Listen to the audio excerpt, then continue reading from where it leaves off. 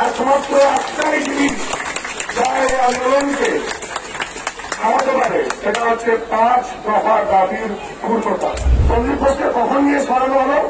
যখন তাকে already arrest করে নেওয়া হয়েছে। মানে তখন তাকে সরানো ছাড়া আর অন্য কোনো উপায় ছিল না। তো কাছে এদের আর এই চেয়ারে কোনো জায়গা নেই। এদের শুধু চেয়ারে জায়গা নেই না, এদের শ্রীঘরের জায়গা আছে। এদেরকে শ্রীঘরে আজ বহুদিন ধরে প্রতিটা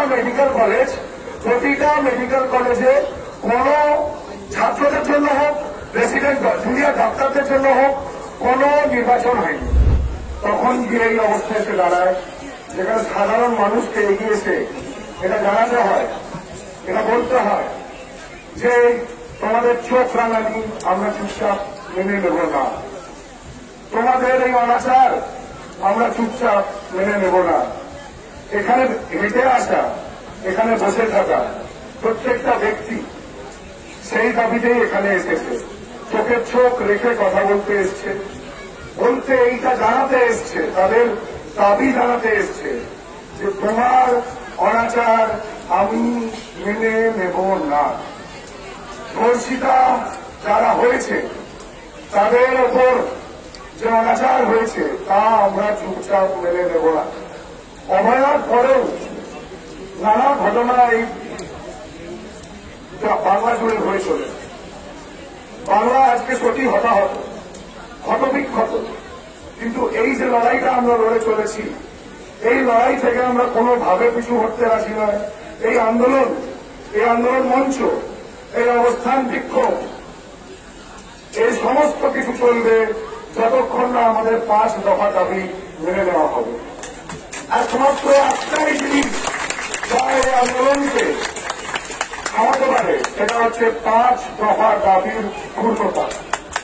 তাই জন্য এখানে বসে থাকা প্রত্যেক ব্যক্তিকে আমি আরেকবার সেই 5 দফা দাবি এবং তা কিভাবে ন্যায়ের সাথে যুক্ত সেটা মনে করিয়ে দিতে চাই।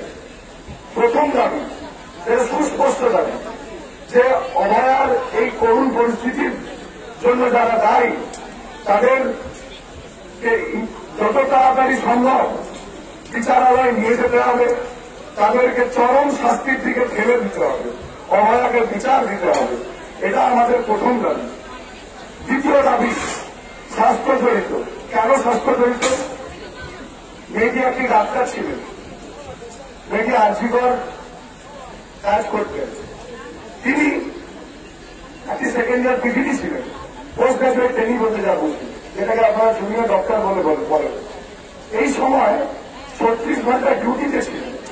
36 ঘন্টা ডিউটিতে কাটানোর পরে নিজের অঙ্কল রুমে রেস্ট নিতে গেছিলেন।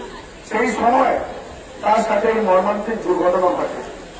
এটা কোনো রাস্তা নয়, এটা একটা হাসপাতাল। হাসপাতালের ভেতরে অনকল রুমে যদি এই ঘটনা ঘটতে পারে, তাহলে এখানে বসে থাকা প্রত্যেকটি ছেলে এবং মেয়ে এবং প্রত্যেকটি ছেলেকেও এই কথা ভাবতে হবে যে কালকে রাস্তায় কি হতে পারে, অ্যাক্টিভিটি আছে সেখানে কি হতে পারে। সেই জন্য দ্বিতীয় দফা দাবিতে আমরা দেখেছিলাম তৎকালীন আর্জি করে যারা তত্ত্বাবধানে ছিলেন, প্রিন্সিপাল, ডিন, এমএলবি এবং এই স্বাস্থ্য ভবনের যারা অধিকর্তা, DME, DHS, director of medical education, director of health services and principal health secretary, এদেরকে অপসারণ করতে হবে এবং এদেরকে ন্যায়ের দায়রার মধ্যে আনতে হবে। আগেই বলে যাই, কালকে সন্দীপ ঘোষ বেশ কিছুদিন আগেই অ্যারেস্ট হয়েছিলেন ভানি জেলের এতে, আর্থিক দুর্নীতির মামলায় তিনি অ্যারেস্ট হয়েছিলেন। কালকে তিনি এবার অ্যারেস্ট হয়েছেন রেপ আর মার্ডারের চার্জে। তো কালকেই আর তাদের কয়েকটি ছেলের মধ্যে একসাথে গেছে। এবার আসি স্বাস্থ্য ভবন সূত্রে। স্বাস্থ্য ভবনের কাছে আমাদের দাবি ছিল যে সন্দীপ ঘোষকে সরাতে হবে আর তাকে ন্যায়ের দায়রায় আনতে হবে। স্বাস্থ্য ভবন সেটা করতে পারেন। সন্দীপ ঘোষকে কখন নিয়ে সরানো হলো? যখন তাকে অলরেডি অ্যারেস্ট করে নেওয়া হয়েছে। মানে তখন তাকে সরানো ছাড়া আর অন্য কোনো উপায় ছিল না। তখনই একমাত্র সন্দীপ ঘোষকে সরানো হলো এবং আমরা মনে করি এটা আমাদের দাবির সফলতা নয়, এটা স্বাস্থ্য ভবনের বিফলতা। তারা এতদিন পরে দেখতে পায়নি যে এরকম একটা লোক ওইখানে বসে কন্টিনিউসলি দুর্নীতি করে যাচ্ছে। এবং সব থেকে দুঃখের বিষয় তা নয়, আমাদেরকে অপেক্ষা করতে হলো একজনের এরকম মর্মান্তিক পরিস্থিতির, যার পরে তাকে সরানো হলো, তারপরে তাকে সরানো হলো না, তারপর তাকে প্রুভ হতে হলো যে হ্যাঁ সে দোষী, গ্রেপ্তার হতে হলো, তারপরে তাকে সরানো হলো না। যেহেতু 24 ঘন্টার মধ্যে সে কাস্টাডি থেকে বেরোতে পারলো না, তাই জন্য তাকে সরকার বাধ্য হলো। তো এহেরা স্বাস্থ্য ভবনের অধিকর্তাদের এই চেয়ারে বসে থাকার কোন অধিকার নেই। এছাড়াও এটা একমাত্র কারণ নয়, আইনের আওতায় আনতে বলছি, তার আরেকটা বড় কারণ হচ্ছে এইটা একটি নোটিশ বেরিয়েছিল, একটি নোটিশ। সেই নোটিশে কি লেখা ছিল জানেন? For the renovation of rest rooms and on call rooms. আমরা একটা নোটিশ বের করছি। সেই নোটিশটি বের করে কি রেনোভেট করতে প্রথমে শুরু করা হয়েছিল জানেন? ওই ক্ষেত্রস্থল যেখানে এই মর্মান্তিক দুর্ঘটনা ঘটে, সেটাকে আমরা ক্রাইম সিন বলে জানি, সেই থেকে এই ঘটনাটা সব থেকে প্রথমে রেনোভেট করতে চলে গেছে। কাজে এইটা বলতে আমার কোন দ্বিধাবোধ নেই যে ওই কি এভিডেন্স কোম্পানির জন্য ছাড়া আর কোন কাজে ব্যবহার হয়নি। ওই নোটিশটা বের করা হয়েছিল এভিডেন্স কোম্পানির জন্য। এটি একটি institutional way of hiding of crime. আর সেই নোটিশে কার কার স্বাক্ষর ছিল? এই যে এই ভদ্রলোকের, ডিএমই, ডিএচএস আর প্রিন্সিপাল হেড সেক্রেটারি। তো কাছে এদের আর এই চেয়ারে কোনো জায়গা নেই। এদের শুধু চেয়ারে জায়গা নেই নয়, এদের শ্রীঘরের জায়গা আছে। এদেরকে শ্রীঘরে পাঠাবে, এবার এদেরকে শ্রীঘরে পাঠাবে। সেই দাবি, এটা আমাদের দ্বিতীয় দফা। দ্বিতীয় দফার মধ্যে আরেকটা এই মানে দ্বিতীয় দফা শিলমোহর কালকেই পড়ে গেছে। যখন রেপ অ্যান্ড মার্ডার কেসে ঘটনাকে তুলে নিয়ে যাওয়া হয়, অলরেডি শ্রীঘরে ছিলেন, আমার থেকে রেপ অ্যান্ড মার্ডারের শ্রীঘরে গেছেন, তখনই এইটার মধ্যে শিলমোহর পড়ে গেছে। আমাদের দাবি কোনোভাবে অন্যায্য দাবি নয়।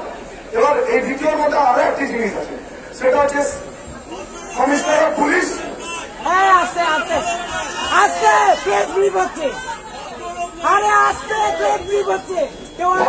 ভদ্রলোক নয়, একদম ভদ্রলোক নয়। ওই ভদ্রলোকটি ঘরে অভদ্র, ঠিক ঠিক একদম ভদ্রলোক নয়।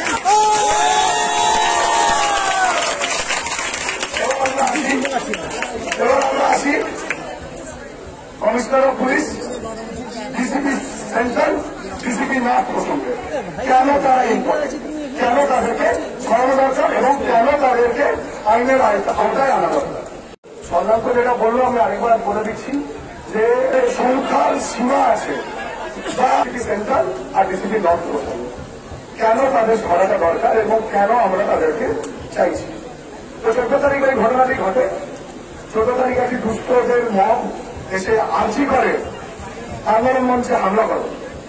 শুধু আন্দোলন মঞ্চে নয়, তখনকার আর্জি করে যারা যারা জুনিয়র ডক্টররা ছিলেন তাদেরকে নাম ধরে খুঁজে বেড়ায় যে এরা কোথায়, এদেরকে বের করা হোক। এবং সেখানেই থামেনি, তারা চেষ্টা করে ওই সেমিনার রুমটা, যে সেমিনার রুমটার মর্মান্তিক ঘটনাটি ঘটেছিল, সেইখানে উঠে ওটাকে ভেঙে ফেলা। দুর্ভাগ্যবশত ওই নাম দুষ্ট, শুধু দুষ্ট না, অশিক্ষিত।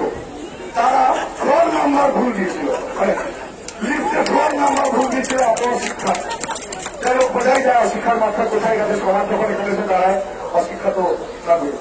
তো সেই ফ্লোর নাম্বার ভুল দেওয়ার জন্য তারা ঠিক তার নিচের ফ্লোরে, মানে নিচের তলায় গিয়ে সেখানে সেমিনার রুম ভেঙে চলে আসে। তো একটা ভ্যান্ডালিজম তো হয়েছে, সেটা নিয়ে আমরা খুব দুঃখিত, কিন্তু একটা জিনিসের শান্তি আমাদের মধ্যে এখনো আছে যে ওই সেমিনার রুম থেকে ভেঙে ঘুরিয়ে দেওয়া হয়নি। এই গোটা ঘটনাটি যখন ঘটছিল এবং আমরা আলাদা আলাদা কলেজ থেকে যারা যারা আসছি, আন্দোলন করছি, আমরা নিজেদের কলেজে ওই রাত দখলের মিছিলগুলো হাঁটার পরে নিজেদের হোস্টেলে যখন ফেরত গেছিলাম আর বারবার খবর পাচ্ছিলাম যে আজীবন এরকম একটা ঘটনা ঘটছে, বাইরে তখন জোর বৃষ্টি, রাত তখন 12:30, 1টা কি 1:30, কোন ট্রান্সপোর্টেশনের ব্যবস্থা নেই। আমরা খবর পাচ্ছি যে প্রচুর লোকজন এখানে জড়ো হয়েছে এবং মার মুখী হয়ে আছে। আমরা পাচ্ছিলাম না শুনতে, আমাদের অসহায়তা। কিন্তু পুলিশ তারা কোথায় ছিল? তারা ওইখানে দাঁড়িয়েছিল, নীরব দর্শকের ভূমিকা পালন করেছে। আমরা একটু জানাই যাই যে পিছনে যারা আমরা করা হয়েছিল, কেন পুলিশকে সরে যাওয়াটা খুব দরকার। তো সেই পুলিশ মানে সাদা অধিকারী এবং নানা রঙের অধিকারী যারা ওখানে দাঁড়িয়েছিলেন, তারা শুধু নীরব দর্শকের ভূমিকা পালন করেননি, তারা মাঝে মাঝে সেই ভূমি ছেড়ে, ওই জায়গাটা ছেড়ে পালিয়ে গেছেন। তারা পালিয়ে গেছে, কাপুরুষের মতো সেখান থেকে পালিয়ে গেছে। তো আমি এটা জানাতে চাই যে এটা একটি কালেক্টিভ ব্যর্থতা। এছাড়াও পরবর্তীকালে আরো অনেক জিনিস উঠে এসছে, যে যেখানে ঘটনার মানে ক্রাইম সিন তার স্যাংটিটি, তার পবিত্রতা কোনোভাবেই বজায় রাখতে পারেনি। প্রচুর লোকজন সেখানে হেঁটে বেরিয়েছে। এই সব কারণের জন্য আমরা চেয়েছিলাম যে commissioner of police, DCP north, DCP central, এদেরকে নিজের নিজের জায়গা থেকে সরানো হোক এবং এদেরকেও আইনের আওতায় আনা হোক। কালকে তালা থানার ওসির গ্রেপ্তারির পরে কার্যত আমাদের এই দাবিটাতেও সিলমোহর পড়ে গেছে। এবার চতুর্থ দাবি হচ্ছে ইনফ্রাস্ট্রাকচারের দাবি। প্রতিটা হাসপাতালে প্রচুর সিকিউরিটি লাইসেন্স আছে, কোথাও এনাফ সিকিউরিটি অফিসার্স নেই, কোথাও এনাফ জিডি স্টাফ নেই, কোথাও হেলথ রিক্রুটমেন্টের প্রচুর ডেফিসিয়েন্সি আছে, যার জন্য রোগী ভোগান্তি হয়, রোগী ভোগান্তির ফলে আমাদের ভোগান্তি হয়। এই জায়গাটাকে সরকারকে দেখতে হবে। এটা হচ্ছে 4 নম্বর দাবি। 5 নম্বর দাবি, যেটি সব থেকে important, thread culture. Thread culture জিনিসটা কি?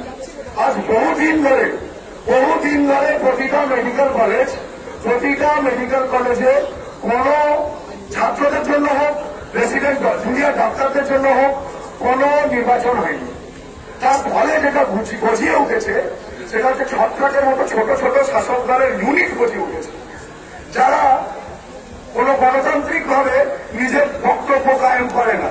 তাদের নিজের বক্তব্য কায়েম করার একটাই উপায়, ভয় না কেন, ট্রান্সফার করিয়ে দেবো, ফেল করিয়ে দেবো, মেরে আসবো তোকে নিজের ঘরে নিয়ে। এই ধরনের থ্রেড কালচারের আগেনস্টে আমাদের 5 নম্বর দাবি, যে এবার সুস্পষ্টভাবে প্রতিটা মেডিকেল কলেজে নিজের ছাত্রদের জন্য নির্বাচন করতে হবে, সে স্টুডেন্টস ইউনিয়ন ইলেকশন হোক। বাংলা হান্টের আরো খবর দেখতে নজর রাখুন। বাংলা খবর মানেই বাংলা হান্ট।